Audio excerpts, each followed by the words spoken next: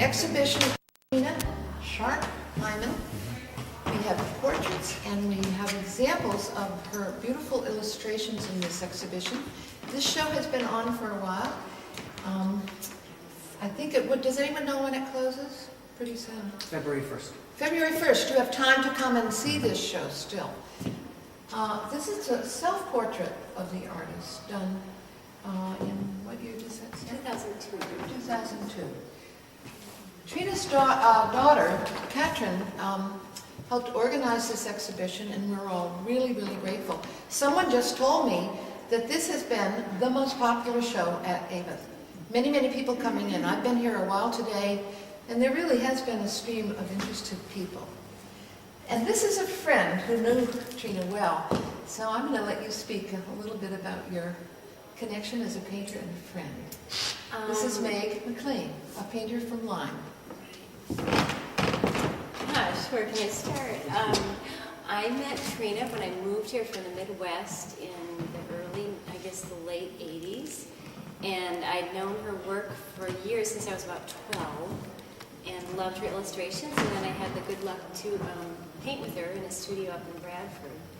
And that went on for, I don't know, 4 or 5 years maybe, and then we continued being friends after that. But she was certainly an inspiration all those years before I met her, and it was just a real honor to paint with her. Well, and I assume you know many people who are in this show, because a lot of them were people she painted with. Yes, yes, they were. Well, let's move on and look at some more of these portraits. This is Katrin, Trina's daughter, and Gun, who's visiting from Sweden. And I understand she just got in last night. So I'm really glad you're here to be in the presence of these 3 portraits done earlier by Trina. Do you want to discuss the paintings at all? And tell more about maybe these? when they were and about Gun? So this is Gun. She was my nanny when I was a little girl, and that painting of her was painted when I was a very little girl, and she was 17. How old were you? Yeah, 17. And when we lived in New York, and then we didn't see Gun again for a long time until 1993. She came to visit us in New Hampshire, and that at that time, that's when that portrait of her was painted. And then in 2000, she also came here because my mother was sick. That was the first time she had breast cancer, and Gun came to be with her when she was having chemotherapy. So, and here she is again. And tell us in Swedish, what was it like? Wonderful to see you with these images. One of the exceptional things about this exhibition was that at the opening, just like we're standing here with Gun and seeing her image done lovingly by Trina, that many of the people who are in these paintings were here. So when I came, you could walk up and you look around and you think, oh. And even though it was sometimes 15 years later, she captured the personalities and the essence of these people in a beautiful way, and you'd know who they were immediately. So that was great fun.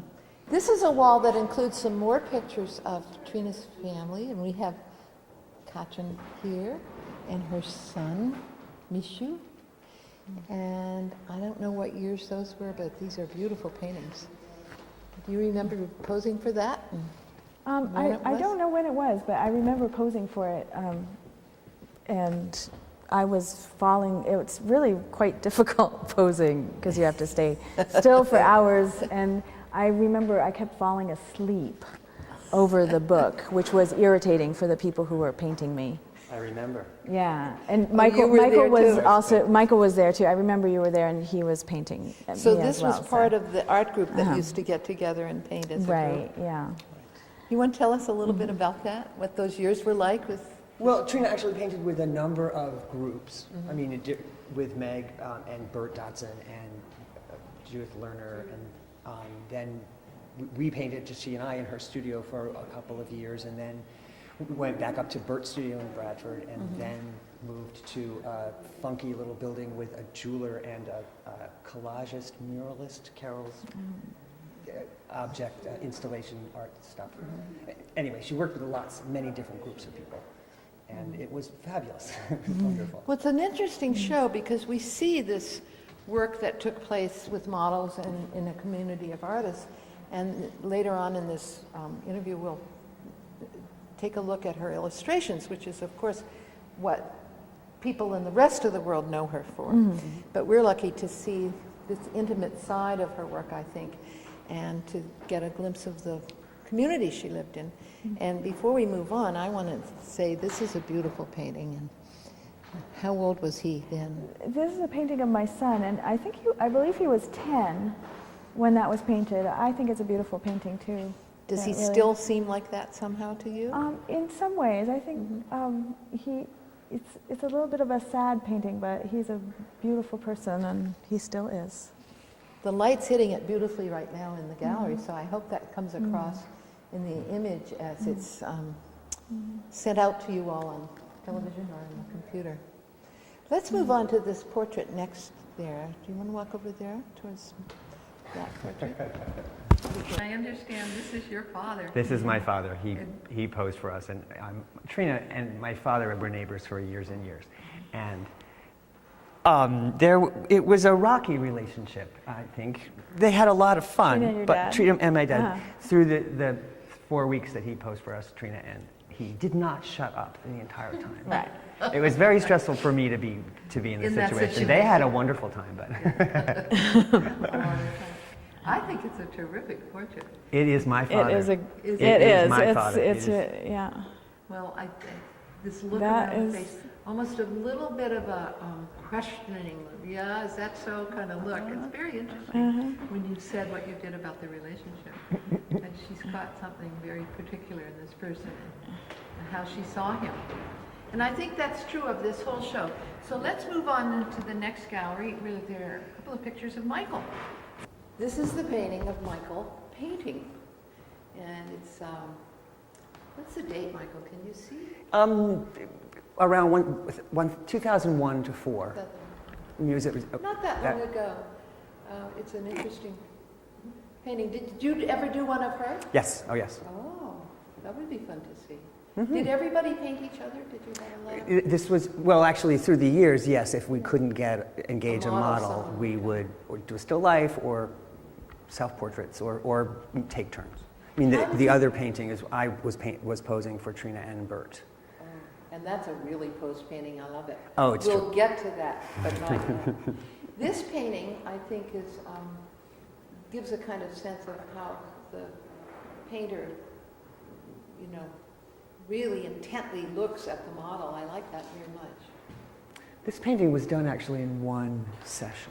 It looks it. Yeah, It has a freshness and a vigorousness of just getting it done. It was amazing that how Trina could go straight to the core, get the details that are the most important. And who cares? Yeah, What? and the environment. Well, the one beneath you, I know, is the daughter of the artist we began this interview with, Meg McLean. And I saw this at the opening, and I was totally tickled with it. And I must say, it's not like any other painting here. It has a different... As Barbie. Yeah, I see there's Barbie, but the little daughter is sort of Barbie too. Right. Do you remember the story? Oh, sure. She was 6, I think. And they said, it was Bert and Trina. And Michael, and Michael, yes, you're right. So we said, wear whatever you want. And she came down, I don't know what time of year it was, wearing this. So we walked through the streets of Bradford like this, like we were coming from, showgirl time. And she had her my-size Barbie with her, which she dragged around, which looked like a mannequin. And Trina, she didn't want to sit very long, and she was on a stool, which wasn't very comfortable. So I think Trina whipped that off in about 45 minutes, right? She did a really nice likeness of Barbie, I think. She captured Barbie very well. But you can tell that Emma was after 10 minutes, she'd had it. But the costume's so wonderful. Yeah. And I love the juxtaposition with all the sort of what I would call grown-ups in these pictures. Yeah. It's delightful. Yeah. Well, speaking of children, if we move over 2 paintings, there's another picture of Katrin with another son. So this is a picture that I took with my son Xavier when I think Xavier was about 8, and he's older now and he does just fine, but as a child he had a really hard time sitting still. So this was just a nightmare to paint, and they paid their models $8 an hour. Is that right? 10, but we didn't It was pay Xavier 10. $10 an hour, did we? Oh yeah, you did, because we kept talking. I mean, we told him $10 an hour, Xavier. You can do it for 5 more minutes, right? $10. I was sitting there whispering, $10 an hour. That explains that expression. And it was just excruciating. I know, and I think we sat for maybe 2 hours tops. Tops. Yeah, I mean, total. with a lot of breaks. With a lot of breaks, Yeah, yes. yeah. So she did pretty well. I remember the rest of the painters in the group. Nobody got anything out of this. Well, what is So, extraordinary yeah. is her facility. I mean, she obviously Right. knew this child too. And Oh, yeah. knew and loved you, and so she could be blunt. She could show that attitude. It's quite a wonderful piece. A quick sketch of life. Oh, I appreciate the expression of weariness on my face. Yes, I see that. And his irritation. Yes. Well, good for her. It's not idealized. Right. That's true. Yeah. Well, it's nice that that we have it. Do they appreciate these paintings now? Do you think? Oh yeah, the kids really love seeing them. These will be treasures. Yes, absolutely. Yeah. So let's move on and see that other picture of Michael. I, as I said earlier, posed for Trina and Bert when we couldn't get another model, and they both did very intense portraits. They got a slightly crazy side, each of them a different crazy side of me. I just have to say, being a painter and posing for fellow painters is a very difficult thing, because I know exactly what it's like if your eyes twitch, or if your mouth lags, or if your head twists a little, or the hand is not quite in the right place. And I also know it sucks when the timer goes off. It's the end, There's a and I'm mess. just about there. So I would just sit there for hours, And you could do it. and I could do it, and it Well, it was a gift but it to was the really eye. hard. Well, it's a very finished painting compared to what we just looked at, the quick sketches, I think. And it's interesting to look at things like the light and so on this painting. So it's not just gestural. Very interesting. And I think the pose, this rather dramatic but peaceful personality that comes out is really nice. Well, it was completely staged. I know. I it's was so- dressed. Trina did my makeup, and I was put in this position. But it's a great idea. Yes, it's true. Because, I mean, art is artifice sometimes too. Yeah. It's kind of delightful. And if you think about her as an illustrator, it would make sense that costuming people or occasionally playing a little role would make sense. Right, right. And it's actually not something she did much in this body of work that you'll see. Well, the still maybe with lives. this one beside you. I don't know who this He is. had Larry Howard. He showed Oh, I know up who with. he He's is. a He's a reenactor. which war?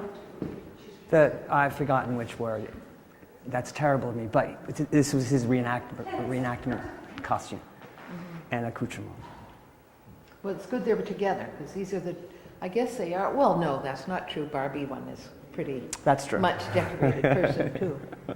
Another whole less represented part of Trina's painting, and it was less often still lives that she would mostly set up as painting challenges for all of us, and they were always challenges. They were always great, visually exciting, but then packed with all of those wonderful booby traps and those back hairpin turns where you have no. How do you paint through a slightly green tint bottle? How do you paint the fabric pattern and the back side of that silver tray? It's just this works really beautifully. Try it at home. It's hard. For anyone who's interested in Trina Schart Hyman and her work and the body of work of her lifetime, this is really a good opportunity to come see it, because I don't think that all of these paintings will ever be shown together again. So I do encourage you to come see it. It's an incredibly rare opportunity that I hope everybody gets to be as inspired by these paintings as I am, we are. Right. Thank you, Ava, for hanging the show. Yeah, Thank you, thank you. Katrin, for making the show happen. Yeah, thank Really. you guys for making it happen too. So anyway, we're glad, we're very happy to be able to see this all together. It's really kind of a treat. Yeah. And thank you. And thank you, yes. Well, Trina was first and foremost known as a children's book illustrator. She has illustrated around 150 children's books. So when we decided to do this exhibition here at AVA Gallery and Art Center, we felt it would be an excellent introduction to this amazing collection of paintings to start out with a few examples from some of her books. In particular, we were very fortunate that her daughter, Katrin, was willing to lend the original works for Trina's last book. It is called Changing Woman and Her Sisters, and it is stories of goddesses from around the world. Trina started working on this in the winter of 2004. She died in November 2004. So this was actually among the very last works that she did. And as a matter of fact, the book was not published until 2006. So it is very meaningful to have it here on display. And additionally, what makes these illustrations so particularly interesting is that she ventured into a medium she had never worked with before, namely collage. These illustrations are combinations of paintings and amazingly beautifully executed collages. There are, she pulled wool from her sheep and made a kind of a halo on the introductory page of the what is she called? The Changing Woman, the Navajo deity, as you can see here. She put rope in here for the noose of the Durga, the warrior goddess. Here with the moon goddess, added using cheesecloth to create the veil on the moon goddess. Cut out from photographs, and everything is just beautifully collaged. And it is amazing. I mean, it is so remarkable to look at these illustrations, because at the time when she was working on that, she was very sick and she had problems with a tumor that was pressing on her optical nerve. So at times she had double vision and she had pain, and yet with her extraordinary determination, she finished these works. And I mean, I am so impressed. Collage, the quality of these collages is so high, and it's just beautifully done. The book, I think, has turned out extremely successfully. And one thing that strikes me looking at these illustrations is she knew so well how to work, to how her illustrations would just suit the page. It is amazing to me. Even though I love looking at the original, it's almost more satisfying to look at the book, just because she understood so well how to scale her work to fit the page of the book, and that is so amazing. It is also a collaboration, of course, with her daughter Katrin, who wrote the story, so that makes this book very meaningful too. In addition, we have two of the original works from one of our most beloved books, Little Red Riding Hood. So most people here in the community are probably familiar with that, but this is the one that is really new to us all, and brings her work together in a remarkable, pulls from all of her experiences in her distinguished career, pulls it beautifully together. The wall where the illustrations for Changing Woman and Her Sisters is displayed starts out with a cover image for the book. an image of Ostara, the goddess of light, spring and rebirth. And that is inspired by a work that Trina did while she was still in high school in the 1950s, with the same setup of the goddess here in the middle, the light falling on her, and the people all around here in the wintry forest. In addition, we have a beautiful write-up written by Steve Gordon, who had the opportunity to visit with Trina often during the winter and spring of 2004. We have copies of his write-up here for people to bring along. And I hope that as many as possible can come and see the exhibition in the last week that it is on display here. AVA is open from 11 to 5 on weekdays, and on Sunday, February 1st, from 2 to 4, there will be a gathering here with a tribute to Trina. So, and if you have, we are willing to open up at other times too, if it is impossible for you to come within the hours, just give AVA a call at 603-448-3117, and we will open up for you. It is an exhibition that should not be missed.